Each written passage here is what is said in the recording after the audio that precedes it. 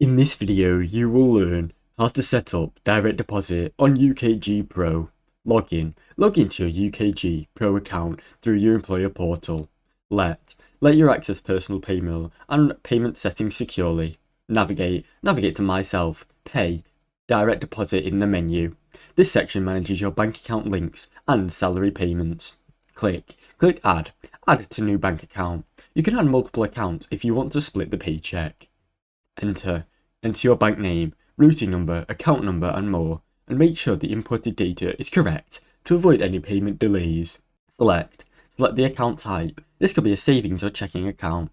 Choose the type correctly, ensure the funds go into the right account.